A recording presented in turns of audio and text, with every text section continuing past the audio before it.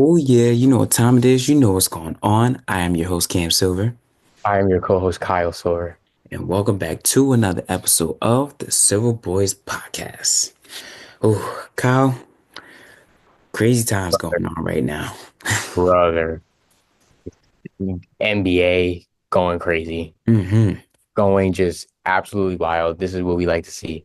Yes, Yes, yes, the I love the parody. playoffs. I love playoff basketball is the best basketball. Yes, yes, it is. It is indeed. Get the physicality back. Get the. You get to see who really wants it. And it's also I love just seeing the return of the mid range. That's it. Yeah, yeah, that too. You gotta. Well, for some teams, you gotta you gotta hit the mid range.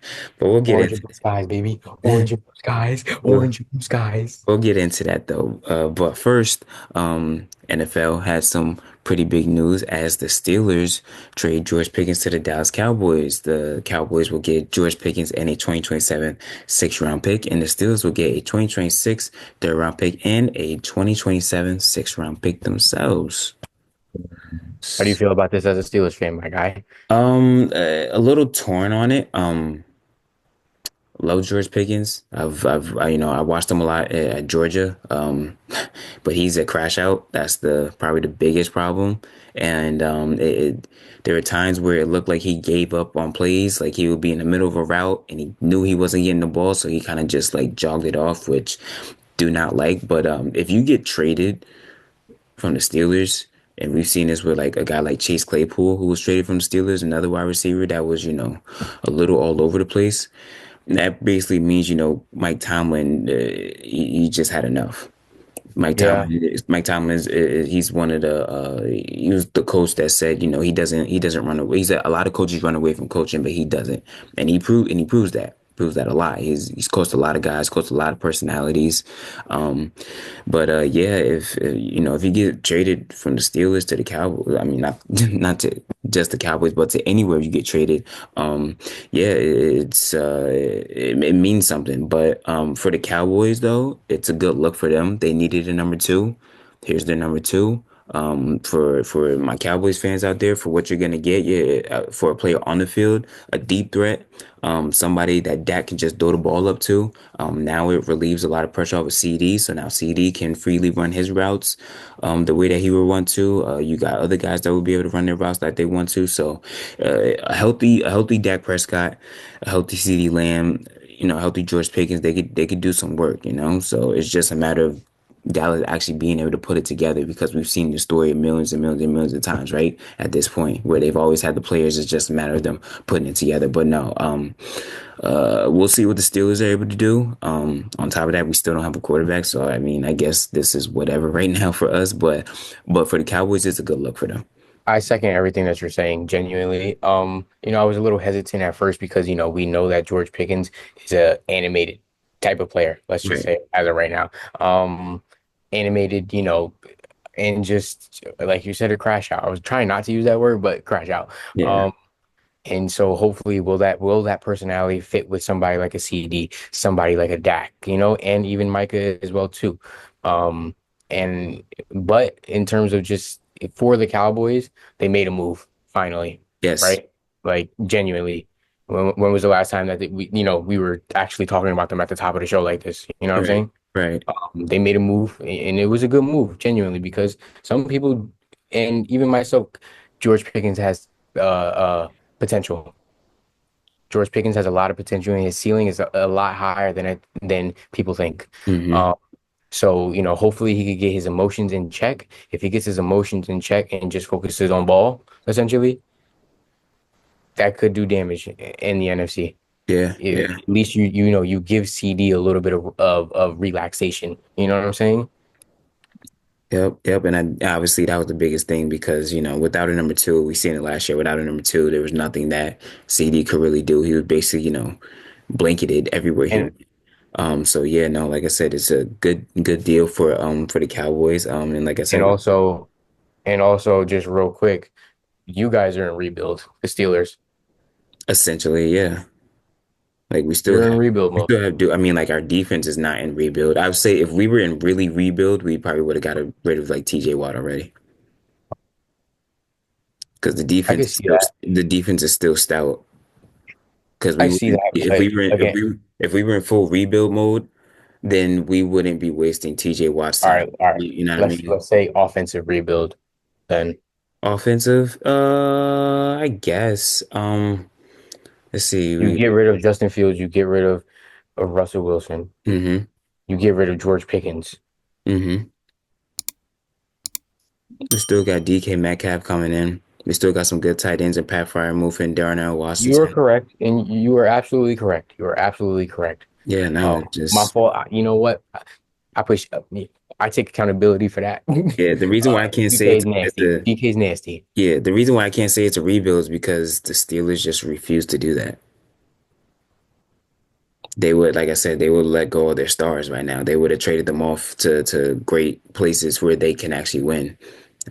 You know, so that's the only thing I would say. But yeah, no, we're still that same team that's probably gonna be like 500 or so and still be in the same area looking for 9-8, yeah, a quarterback 10 and and 7.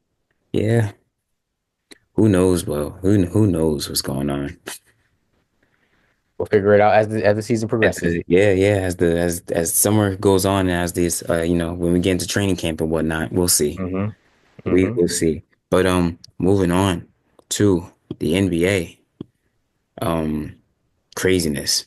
Just absolute. Playoff basketball, dog. Yes. So in the West, we didn't get a chance to talk about that because they were still going on. But the Nuggets basically just just put a whooping on just put a whooping on the Clippers in Game 7 after they flew out their fans over there hmm to cheer them on, only for them to witness a beatdown in real time. So Yeah, Clipper. I mean, Clippers. James Harden. yeah, It's amazing to me that he genuinely shot the ball 7, 8 times. yeah, I feel bad because it's like. Nah, nah, nah, For me nah. personally, no. For me personally, it's like James James doesn't really get going in the first half like he used to. That's not his thing anymore. His thing is you know what I mean? He's a facilitator. Also, he's the primary point guard. So he has to facilitate. He can't just keep taking over the game. And then also when you have a Kawhi Leonard who is used to taking over the game, that's usually his role. So I don't know what the whole game plan was going in. They just got punched in the mouth and they To were able me, to recover. it was more about Denver as well. Denver looked like that championship team that we all know and love. You know, everybody was hitting, everybody was contributing. Jamal Murray looked like the old Jamal Murray. Jokic was Jokic. Aaron You Gordon, got held with Aaron Gordon. Aaron Gordon got a lot better, especially with the That that that that game and that game 7 was a team that I saw that could win the championship genuinely. yeah. But I mean, after what happened in game two the other day, it's a little different now. But We yeah, don't talk about that. It's a long series, brother. It's a yeah. long. Don't worry. But no, the Nuggets were able to get rid of the Clippers. The Warriors were able to get rid of the Rockets after the Rockets forced the game 7. Big time for them. They need a number one option. That's what the Rockets need. They need a number one option. That's what they were missing. Alfred Sengun held it down. Fred VanVleet did his thing. What's his face? Amen Thompson. Bright future. That kid is him and his brother are gonna be a-okay in this league. And you Oh, can they're gonna see be more than fine. they're gonna be, and you can see it. That right now, honestly, the question marks is all around Jalen Green for that Quite literally. for the most part. Jabari Alfred. Smith has been progressing pretty well. I'm waiting to see what Tari Eason's really gonna be. I don't know what he is yet. Mhm. There's question marks around him too. But yeah, no, it's yeah, like I said, it's really gonna be around Jalen Green to see how he bounces back and what he can really become because I think this playoff series right here could have been like his like welcome out party. You know what I mean? It should have it was his awakening, I Yeah, think. yeah, You know, I would hope that he understands things a little bit better now, the physicality, home court advantage, just things like that. Um, and you're absolutely right. Sengun held it down. Jalen Green, he is a number one type player. I think that's what we I could We see we that potential. expect. We expected that, and Yeah, he it didn't come through, you know. yeah, yeah, But with Ime Udoka there, I think they will be fine. They put up yeah, a tough series. They came back. They forced Game 7. You know what I'm saying? yeah. Very, very interested to see what type of moves that they'll be making during the off season. It's really gonna come down to what's it called, to the lottery, to see who Yeah. gets those picks on the lottery, because so many trades happen in the past, where like certain teams might get one of those, top five, top three picks. So, Yep. so yeah, that's what it's really going to come down to. And then after that, I think that's when we're going to start seeing maybe a picture, maybe a pathway to see what teams will get what and who's going to trade who and where everybody's going to go. Hmm. But yeah, starting off with the conference semifinals. The Cavs and Pacers. The Pacers take a 2-0 lead, surprisingly. No Darius Garland these first two games, and then in game two you had Mobley sit out and also DeAndre Hunter. So that was big. Even with a magnificent masterclass of a game from Donovan Mitchell, 48 points. Still they were not able they were not able to close it, even though that they were up by a lot most of the game. But things just fell the Pacers' way. Pacers came fighting back. Yeah, yeah. Nemhard was able to steal a pass, steal an inbound pass with 27 and a half seconds left in the fourth. Halliburton had drove to the basket, got the foul, made the first one, missed the second one, got his own rebound, went back to the top of key, did what he had to That do. back. Step back, nothing but the bottom. Next thing you know, they win the game. Yeah, it's gut wrenching, but uh, the Cavs, man, they got to get healthy. They got to be healthy around this time of the year. And that's the big thing. It sucks. I know, it sucks what I'm about to say, but it's the playoffs. You gotta some of these stuff you just gotta play through it. It's just amazing to see how even with the Donovan Mitchell masterclass, and they were this close to winning. Tyrese Halliburton. Tyrese Halliburton Yeah, scored his 11 of 19 in the fourth. put the team on his back again, Yeah, again, him and them hurt. and them hard too. I can't. Both, You're both, absolutely right. both of them in games one and game two. They put them boys on their back and they just This said could pot- let the this guards could take over. potentially be a 5 game series. Yeah, Oh, yeah, it could potentially be a 4 game series. yeah. It could. It could. I hope not. I would like to see a longer series from these two.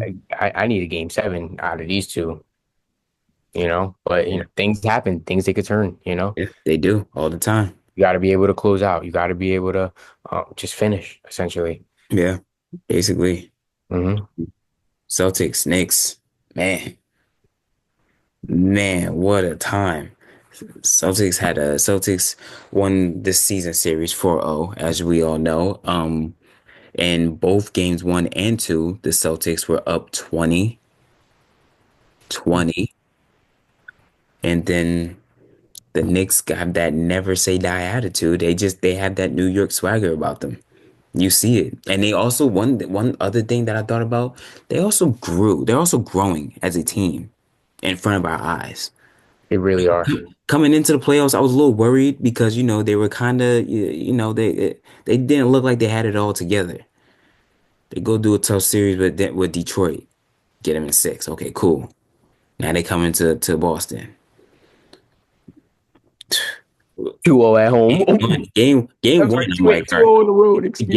Game one, I'm like, all right, word. You guys take game one off of something crazy like this. That's what's up. Then game two, I'm like, oh, this is a characteristic of this team. This isn't just something that randomly happens. To be Why are down, you as the Boston Celtics? w- You're up 20. What are you shooting threes for?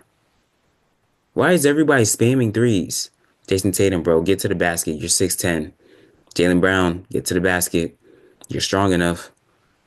Like the only people even Derek White, get to the basket. Drew Holiday, get to the basket. Al Horford, bro, stand under the basket. Get in the post. You guys get too comfortable. And another thing, you know what I really think it is too? tell me. Remember last year in the playoffs, their path? Yeah, it was rough. It was rough. Not for the Celtics.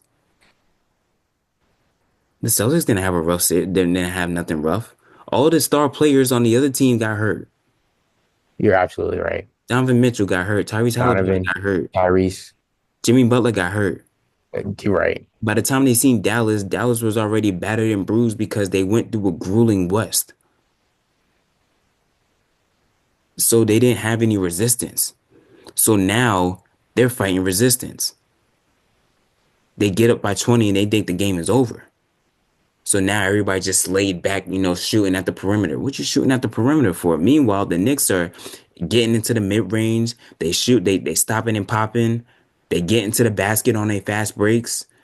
Next The thing you importance know, of the the league go. importance of the mid range. Joe Mazzulla doesn't like to call timeouts apparently for some unknown reason to stop the bleeding. So next thing you know, a 20-point lead is down to 10 within 3 minutes. They missed 14 straight shots in the fourth quarter. No one's taking initiative, no one's taking responsibility to do what needs to be done because everybody's stuck in the system because the analytics tells you to stay in the system because the analytics tell you that it's going to work, but the analytics don't. Actually, hold on. Let me. After a certain point, it's when you're in the game as a Jason Tatum, as a Jaylen Brown, up 20, and you're still chucking threes as they're coming back. That's I'm not I'm not disagreeing with what you're saying. I'm just also saying, what's your mentality? Yeah, yeah, They're fighting back and they're inching back, and you're still chucking threes. You're still yes, chucking threes. You're yes, still chucking threes. yes, yes, yes. You see how the Knicks pick and choose when they shoot threes? And Mikal Bridges, man, 0 points in this and game two, 0 points all the way up until the fourth quarter. Then he goes off. that is it. When it counts, that is what is most important. Nobody's gonna remember the first three quarters. They're gonna remember his two stops at the end Yes, of the game one and at the end of game two. That's what we're correct, gonna remember. correct, correct. Made a play when it needed to be made. Mm-hmm. Even with questions surrounding Mikal Bridges, I've had question marks surrounding him, you Yeah, know. all of us did. Everybody did. But that's but that's But that's a player but who's that's a player who stayed locked in though. that it's just amazing to see that he is they're all so locked in. Yes, you I could am tell worried because Boston is better on the road than they are at home. That they is are. something we should, I think, very much take into consideration. Oh yeah, But for I don't sure, care. Knicks and six. for sure, for sure. Knicks and six. Shoot, if the Knicks win game three, we might have a problem. Look, I hope Boston misses another 48 goddamn 3 points. 3 pointers. But the way the Garden gonna be rocking, it might happen. And let me say something else. Don't let us get Indiana healthy. Tripping. Hey man, Indiana's been having their own way too. But I know New York Don't is let us letting get Indiana healthy. Do not let the Knicks get Indiana healthy. I know New York is looking their chops after what happened last season because they all got injured. But I'm scared of Indiana also. I would be too. The pace is their pace is amazing. They all Talk hit shot. about in what you said earlier, talk about it just emerging in front of our eyes, you know, as you said with the Knicks. Hmm. This is the same thing with Tyrese. Yeah. It I see it. Like, the progression in real time, the Hmm. initiative. Yeah. Not a lot of players have that star players. Yeah. Yeah. Yeah, man. He's working his Something way can be up. said for that. He's working his way up. And I love it. I love it for him. He's made me a fan recently. Yeah, yeah. He's really made me a fan. It's so crazy to me because it's like out of nowhere, people are like, "Oh, he's overrated," or like the players are like, "Oh, he's overrated." And I'm like, what has Yeah, he done for that you came to out of rate left him to field. be overrated? That's what I was trying to figure out. I'm like, what has he done for everybody to rate him that overrated? He's a pass first point guard. He gets his assists and he makes the buckets when he needs to make a bucket. Sounds like a pretty good basketball player to me. Double machine. Shoot, sometimes a triple double machine when he wants to be, if he wants to go down and bang on the boards with the big boys. And still wants to take the last shot, go against the best player, one of the best players. and go at him. That's a, Giannis. that's a star. That's a star. That is indeed a star. Um, Going to the West, Thunder and the Nuggets. Game one, the Nuggets take. Oh, excuse me. Take game one, 121 and 119. Chet missed both free throws. Wait, what was that like? Shoot, 10 seconds or not? It was less than 10 seconds left in the game. But Chet misses both free throws as the Thunder are only up by one. Aaron Gordon hits the go-ahead three. And yeah, that was all she wrote in game one. Yeah, shocker to us all. And then game two, the Thunder came back and said, "Yeah, we're gonna remind everybody who we really are." 149 to 106. Chet and Isaiah started banging with Jokic. Physical. That's what it was. That was the name of the game in game two. Physical. I really think it's just gonna be it's gonna I think it's just gonna come down to genuinely who's hot on that night. Yeah. Who's hitting, who's firing on all Yeah. cylinders. Yeah. I really think that because, you know, it's also the Nuggets came this close to losing if Chet hits his free throws too. Yeah. You know what I'm saying? Yeah. Or if And anything, worst case scenario, they go into overtime. But my biggest problem was with the coach. Why are you fouling like as soon as they put the ball in? yeah, That was stupid. And then Nikola Jokic wasn't even on the floor. Like what is like what is that about? There's 10 sec there at when they were inbounding the ball, it was 11 seconds left, and then they foul, and then it's like only like point 0.2, point 0.3 get off the clock. You let Nikola back in, your guy hits two free throws, then they foul Chat. Chat can't hit his free throws, and then Aaron Gordon hits the game winner. Let them run the clock off, bro. Foul when there's like 2 seconds left, or like, you know what I mean? Foul when it's like under 6 or under 5 seconds. And then guess what? Now, if Chet were to miss those free throws, now they really got to rush to get up there. do you think whoever wins this series is gonna be crowned MVP between Jokic and SGA? No, because it's a regular season MVP. It's not postseason. I know it's the regular season MVP. Know Because that. they have to get their stuff in already. This can't affect that, or at least it Okay. shouldn't affect that. Okay. Like it's a regular season MVP. It's not It's just a postseason. thought like that I had because of just the stakes that are here right now, you know? Yeah, no, it has nothing. It shouldn't have anything to do with it. I think they have. I know they have to get their ballots in at a certain time, but I'm not sure what time it is. What time they have to. It's definitely I know it's Pretty sure definitely it's way before like, this. yeah, I yeah. know it's way before this. Yeah, yeah, like they can't. That would be messed up because then after that, you basically messing with the integrity of the award at that point.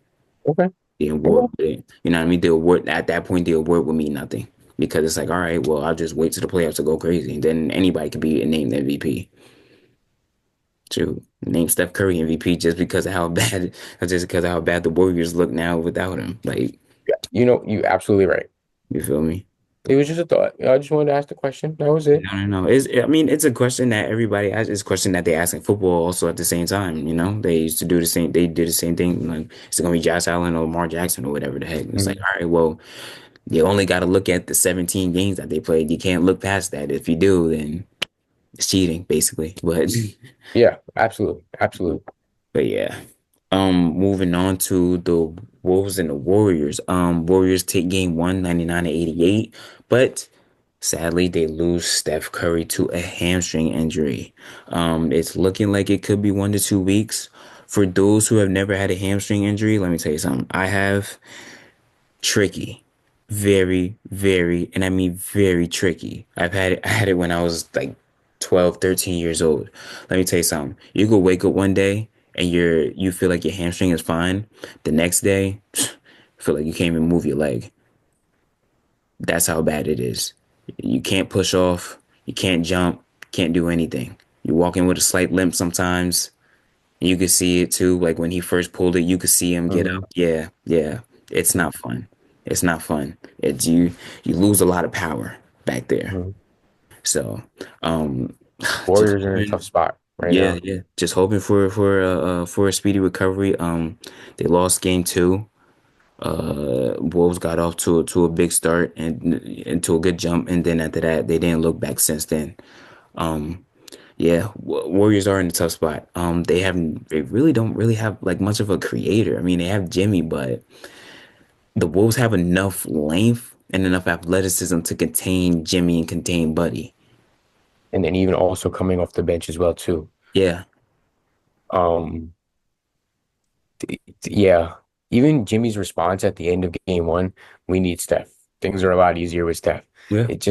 To me personally, that wasn't like a like take some initiative, brother. You know what I'm saying? It's not even that though, And but he knows.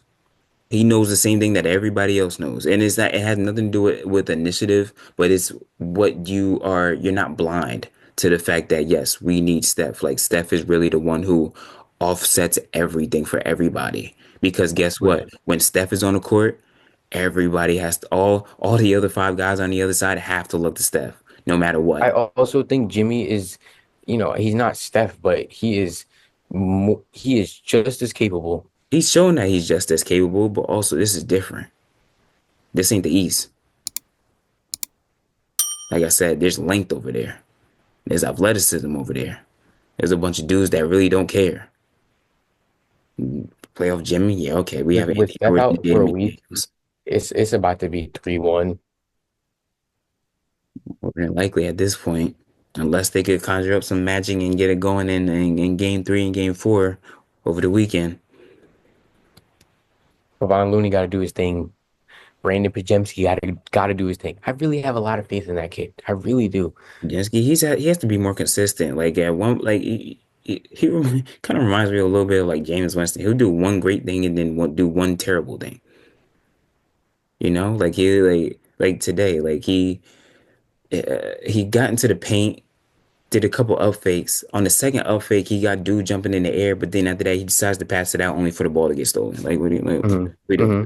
You Hmm. know what I mean? Like that's why I'm iffy on Pajinski. Like I see the potential, but I'm very iffy on him because it's up and down right now.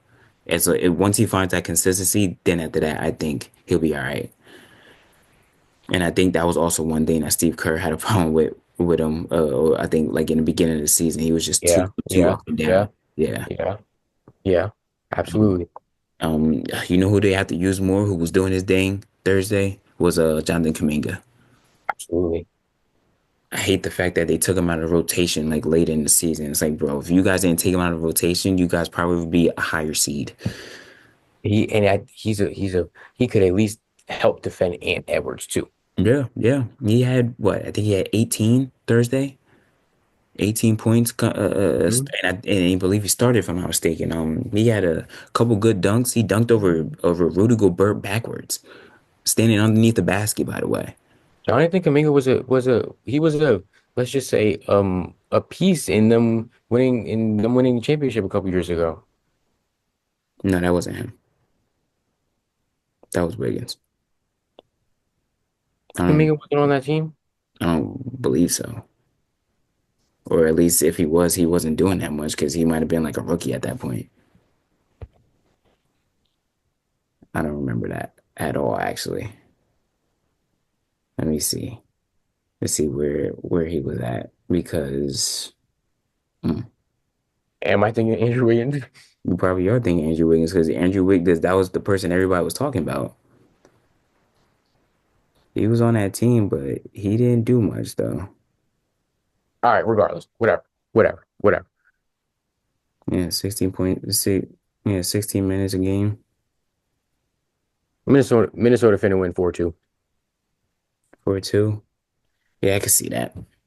Yeah, I can see it being Minnesota and OKC. That's what I can see it. I'm sorry. OKC looked just they knew they messed up in game one. That was the thing. Yeah. And they showed us who they are, who they could be, why they finished number one. Can they keep that up against Jokic and Murray? We know Murray could go. Murray has a Murray game every series. What does that mean? A Murray's game, meaning about he's close to dropping 40, But 45. he also does have drop-offs too. He has some pretty bad drop-offs too, with I that are know, noticeable. I know, but I'm sorry. I trust Jamal Murray. I trust Aaron Gordon. I trust Jokic more. Well, yeah, because they've been there before, so that's not a surprise. Maybe I'm just rooting for the young guys. I mean, I've seen Denver in person, so trust me, I know what they could do. Believe you not, shit, man, I've seen these dudes before. I know it all. Like Jokic, I didn't look at the scoreboard for like the first three quarters. I look up Mhm. Jokic is like two assists away from a triple double. I'm like, bro, I don't remember you doing anything that important for you to have a triple double. A good finals in Indiana OKC. I think that'd be great. Yeah, small market. Put a lot on the small markets. That says a lot. I mean, well, meaning like small market, meaning like don't matter. Basketball, Yeah, that says a lot. That's what I'm basketball. saying. It says a lot. It says a whole lot. That would go crazy. Yeah. Oh yeah. But that is our episode for this week. Hope you guys enjoyed just as much as we did. No, like, subscribe, comment, all that goodness. But till then, I'm your host Cam Silver, Other co-host Kyle Soar. and we are the Silver Boys.